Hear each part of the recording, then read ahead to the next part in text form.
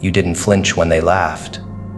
You didn't correct them when they mispronounced your name in the same room you built. You didn't interrupt their performance, even when you knew the lines better than they did, because you understood one thing they never will. That power doesn't announce itself. It arrives, silent, certain, inevitable. While they twitched and stumbled, vying for attention like court jesters starving for scraps of applause, you moved like royalty. Deliberate, composed, terrifying in your stillness. You didn't match their volume. You made their noise irrelevant, and everyone saw it. They felt it in the shift of atmosphere when you spoke just once and silenced 1,000 empty sentences. You never begged for space, you simply occupied it. They moved like fools because they mistook chaos for charisma. They confused presence with volume. You, on the other hand, understood the psychology of rhythm. You knew that true authority does not have to rush, so while they scrambled for dominance, tripping over their own ambition, you waited. Let them perform. Let them collapse under the weight of their own ego. And when the moment came, that subtle pause in the noise, you stepped forward, one sentence, one calculated movement, and the entire room shifted its orbit. Not because you asked, but because gravity has never needed to introduce itself. What they didn't realize is that you weren't just performing restraint. You were conducting the room. Every glance, every silence, every shift in your posture was a command. They responded to it before they even knew they were listening. That's what unnerves people. Not loud domination, but the quiet kind. The kind that steals attention without lifting a finger. You became the center of gravity while they mistook themselves for stars. And then, slowly, awkwardly, even the loudest among them felt it. The eyes turning toward you. Not out of politeness, out of recognition. You dressed your movement in elegance. You didn't need to declare value because you exhaled it. They wore desperation like cologne, overcompensating in every gesture, every exaggerated laugh. You wore discernment, measured in tone, minimal in effort. That's what royalty is. Not arrogance, but a refusal to entertain the trivial. And the truth is, they knew the difference the moment you stepped in. The ones who had tried to downplay you suddenly forgot their rehearsed lines. The ones who mocked your stillness couldn't hold their own weight in it. You didn't overpower them, you revealed them. They thought they were clever, operating in cliques, tossing side eyes and whispers like weapons. But royalty does not respond to peasants. You didn't flinch at the shade because you carry your own sun, and nothing threatened them more than the realization that their games required your participation, and you refused to play. You saw through it all, the alliances, the flattery, the empty rituals, and instead of confronting it, you transcended it. Because fools fight for thrones in castles made of dust. Royalty builds kingdoms with silence and time, and yours is rising behind you as they talk. Psychologically, fools are addicted to reaction. They feed off attention, even if it's disgust. But when you gave them nothing, no argument, no flinch, no feedback, they began to cannibalize each other. Because fools need an audience. Without one, they implode. That's why you never had to raise your voice. You just had to hold your ground. And slowly, they lost theirs. Because there's something disarming about a person who doesn't try to impress, doesn't try to compete, just exists with certainty. That kind of person makes the insecure panic. Because if you don't need their approval, their power over you dissolves. You made them small without saying a word. That's the part that eats at them. They entered the room thinking they were the main event, and left feeling like extras in your scene. Because royalty doesn't just take space, it defines it. You don't need a title. You are the title. And as they review the footage in their heads, replaying every word you didn't say, they realize what you gave them wasn't silence. It was mercy. You could have destroyed them with facts, with truth, with exposure.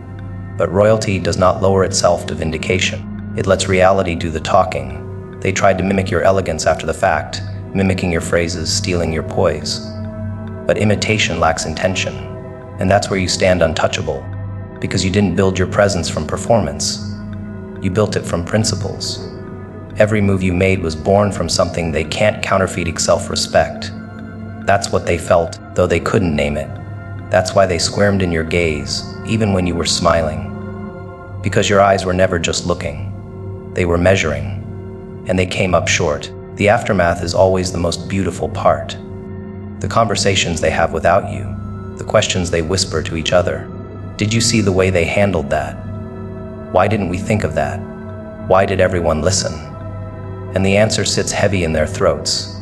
Because you earned what they tried to fake. You were not reacting. You were ruling, and now they know the difference. They know who walks like royalty and who scurries like fools.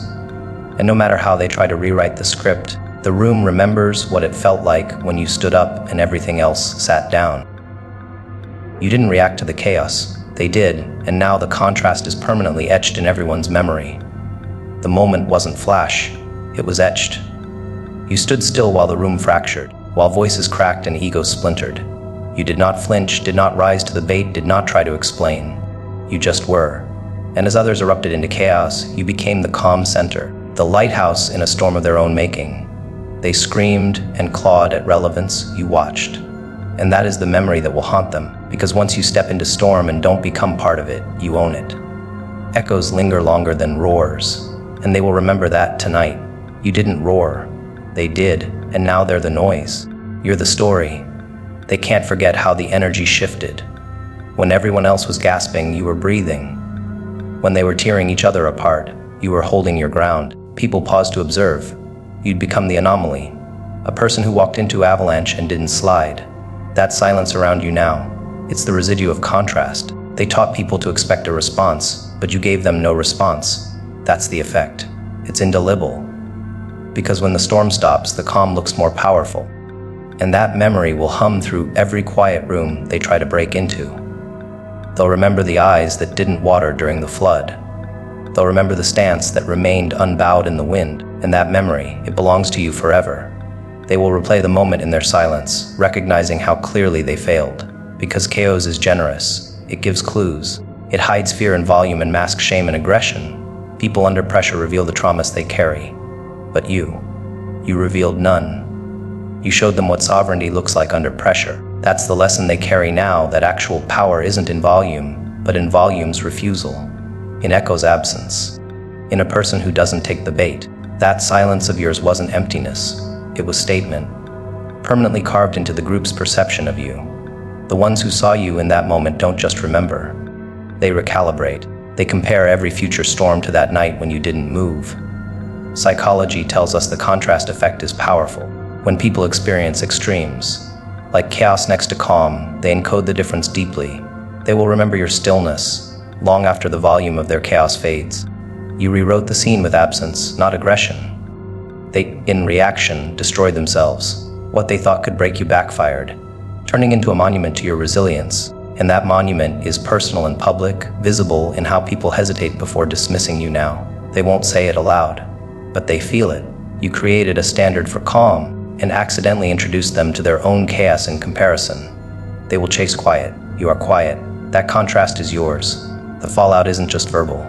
It's emotional. They feel it in tightness of voice, in the pivot of topics, in the way they hesitate around you. Conversations shift. Laughter falters. People walk around you like you're still standing in that eye of the storm. And they can't explain why it matters. But it does. Because you've become their reference point, not for who you were, but for the difference between who you are and who they were that night. That difference is concrete now. It's the blueprint of effective not response. People will use it as a measuring stick. They will compare their reactions to your stillness. They will teach it to others, even as they rewrite their own past behavior. You didn't need to prove yourself with words, because your no reaction spoke louder. It told them, I am not trapped in this moment. I am bigger than this moment. I am reducing the volume of every moment that tries to drown me. That's the real contrast. It sells itself. It haunts. You didn't just survive the chaos. You reframed it. They reacted like prey. You reacted like predator. Not by hunting, but by watching. That's the origin of fear. They fear your calm now, because they remember how it amplified their chaos. And amplifying chaos is everyone's nightmare. They don't dare test you anymore, because they've seen what you look like when tension rises. They've seen your stillness. They've seen your refusal to be provoked. And that moment is now part of your aura. That memory has gone viral in the minds of everyone who witnessed it. So they smile at you now. Nervous smiles. They don't want to start the storm, but they fear they already did. You didn't humble them with force. You startled them with self-possession. And that's more unsettling.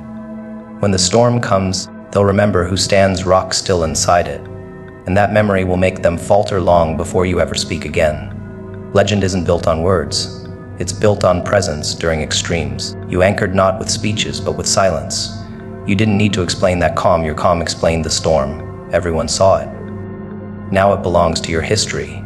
It owns their memories, and it separated you from them irrevocably. You didn't react, they did. And in the contrast, one version of you became legend, and one became noise. Emotional control is the lewdest form of dominance in a room full of reactors. They never saw it coming. They were scanning for the loudest, the most flamboyant, the loudest bang in the room, but you were the silence that swallowed all noise. While they were busy adjusting their masks, performing their roles with manic energy and barely concealed desperation, you remained still, unshaken, untouched. And in that stillness, you issued a challenge they weren't ready for. You forced them to expose themselves. Because people addicted to reaction will always reveal their weak spots when their bait doesn't get bites. You, with your unfazed eyes and composed breath, became a mirror. A brutal one. You didn't need to strike first. You let their impulses do it for you. They bled on their own sword, then blamed the blade. But you were the one holding it by the handle. They measured strength in volume and called each other kings of perception. But real kings don't flinch. You knew they'd implode under the weight of their own emotional chaos. That's why you didn't defend yourself. Why would a lion bark back at barking dogs? You let the energy collapse in on itself. That's emotional warfare. Let them spend their breath and show the world what lack of regulation looks like. Because the moment you break your poise to meet their hysteria, you dilute your presence. You understood this. They didn't. You let them expose themselves. You didn't win the room. You owned it before they realized they were playing on your floor. Your dominance wasn't in what you said. It was in what you didn't need to say. You didn't react because reactions are the currency of the unprepared. You responded, and only when necessary. And when you did, your tone didn't rise. It sliced. You moved like someone who didn't need to win because you already had. Emotional control gave you that. You weren't resisting chaos. You had become the architect of atmosphere. They felt it the moment your eyes didn't twitch, the moment your energy didn't match theirs. That restraint, that's where your power grew fangs. Everyone else was trying to be louder. You became unignorable. Reactors are puppets. Emotional triggers pull their strings. They don't speak. They unload. They don't lead. They erupt. But you're the director. Your presence cues the scene. And while they thought they were playing chess, they were on your board, playing against your silence. That's why they lost control. Because when someone doesn't match your energy, they force you to see your own. And seeing that energy, reflected back with calm contempt, is the kind of violence that doesn't bruise the skin. It bruises the ego. You bruise them in front of everyone without lifting a hand. And they'll remember that scar more than any slap. They don't fear your words. They fear what your stillness does to them. Because when you hold your emotional line, it exposes every unraveling thread in their character. It embarrasses them. It puts them on a stage they never trained for. You weren't playing defense. You were the standard. Emotional control is ancestral. It is the ghost in the room that bends the dynamic without needing to introduce itself. You didn't just keep your emotions in check. You turned them into a quiet weapon. One they couldn't counter. Because there is no counter for a person who doesn't need validation, doesn't need to react, and doesn't need to be understood to stand unshaken. Their tantrums didn't touch you. Their provocations didn't land. And that made you terrifying. Not because you barked back, but because you made them bark louder until they embarrassed themselves. You didn't even need to challenge them. They challenged their own image by trying to shake yours. And they failed. Emotional control is the art of outlasting out, seeing out, sitting everyone. You don't fight for power in that frame. You let the room realize that you've had it the entire time. That's what you did. You let them crumble on stage while you stayed seated. Still collected, sovereign. They tried to make you flinch. But you don't flinch when you've already studied the blueprint. You don't flinch when you've seen the patterns and calculated the storm. You sit there, arms crossed or hands still, giving away nothing. Because nothing speaks louder than self-mastery. They think they've got the upper hand because they got louder. But all they did was confirm what you already knew. They are prisoners of their nervous system. And you are the warden of yours. That kind of control terrifies people, because it cannot be faked. It cannot be borrowed, it must be earned. Now when you enter rooms, people brace themselves. They remember how you didn't react, how you didn't crumble, how you held your line while everyone else broke theirs. You have become the threshold. You are the one who sets the tone. You've altered their expectations permanently, not by raising your voice, but by holding your fire. And that fire, that unseen voltage of emotional control, moved mountains without anyone seeing it. They don't remember your words. They remember the weight of your presence. The quiet gravity that made every storm look small. Power doesn't shout, it lets fools scream until they run out of breath and relevance. That's the first law of the game they never studied. Fools think volume will crown them. They believe if they say it enough times, scream it loud enough, contort their body with enough dramatic flair, someone will believe them. But power, real power, has patience. It knows silence is not surrender. It's calculation. And you knew this. You understood that letting them run their mouths was like handing them a noose made of noise.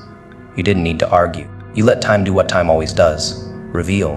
And now the echo of their yelling is the soundtrack to their downfall. While you, unmoved, unshaken, let the world watch them exhaust themselves into insignificance. They tried to bait you with insults disguised as banter, with sarcasm dipped in venom. They were desperate for a reaction, something to validate their chaos. But you gave them nothing, not because you were weak, but because you knew exactly how little they were worth. Their rage wasn't power, it was panic. You didn't need to yell back, because you knew the loudest one in the room is usually the one with the most to prove. And now they sit in rooms where your name carries more weight than their entire performance. Because power doesn't beg, power doesn't match energy. Power absorbs it, filters it, and moves forward like a tide that can't be reasoned with. They underestimated your silence. They thought silence meant absence, that composure meant cowardice. But silence is where power sharpens itself. You were watching, studying, not the surface, the patterns beneath. While they rehearsed louder insults, you were learning how they flinched when confronted with themselves. And when the right moment came, you didn't shout. You shifted, slightly, strategically, and everything around you cracked. Not with fury, but with realization. That's what true power does. It doesn't announce itself. It reminds. You didn't flail. You didn't match tone for tone. You let them dehydrate themselves with ego. Let them burn through their credibility while thinking they were catching fire. They were too busy counting applause to notice your silence was building gravity. Because silence, real, calculated silence, is pressure, and pressure bends metal. It makes people fold in on themselves. It reveals who needs a reaction to survive and who becomes the reaction simply by walking into the room. You walk into rooms differently now, don't you? Because they remember. The ones who shouted, who made mockery their weapon, now glance at you and go quiet. That's the shift they weren't prepared for. Your presence exposes everything they try to hide with performance. You became a mirror, a cruel one, because the only thing more embarrassing than being loud is being loud in front of someone who didn't need to raise a voice to win. That kind of contrast etches itself into memory, and memory, unlike reputation, doesn't require updates. It just replays. Fools always mistake noise for narrative, but your story, it was being written in movement, in absence, in the restraint you showed while they gave everything away. They sold their dignity in high volume, while you were investing yours in legacy. And now the tables have flipped, except you didn't flip them. You waited, and their cost flipped itself. Power is elegant that way. It doesn't destroy, it reveals. It sits in the back while the fools combust, and then walks forward when the fire's out. Untouched, unburnt, undeniable. The psychology behind it is brutal. Humans crave equilibrium, and when someone doesn't match energy, doesn't reciprocate the emotional bait, it unnerves people. They spiral. They talk louder, they gesture more, but it doesn't land, because you're no longer in the room to participate. You're there to observe, to dismantle, not with rage, but with indifference. That's what destroyed them, not attack, not confrontation, indifference. You didn't just walk away from their chaos, you walked through it. And nothing haunts the hysterical more than someone who doesn't even flinch when they scream. There's a line they crossed they didn't even notice. When they stopped being a threat, becoming entertainment. Your silence turned them into clowns. Not intentionally, but inevitably, because when you don't validate the bark turns into background noise. They saw it in the faces of the crowd. They shift from laughter to discomfort, from curiosity to cringe. And you just watched, not because you're cruel, but because you understand the most efficient form of revenge is self-control. Now, they whisper. Their shout has lost all bite. They know the room changed, that you, with your refusal to be rattled, changed it. Not by domination, but by refusal. You refused to meet them where they were. and that refusal made them irrelevant. You set a bar they can't jump, because the one who doesn't chase the noise owns the silence, and the one who owns the silence owns the room. They'll try to recover, rebrand, rewrite the memory, but the stain remains, because every time they scream now, people will remember that day, the day they gave it everything they had, and you blinked. Maybe that was the day they learned the final truth: power doesn't shout.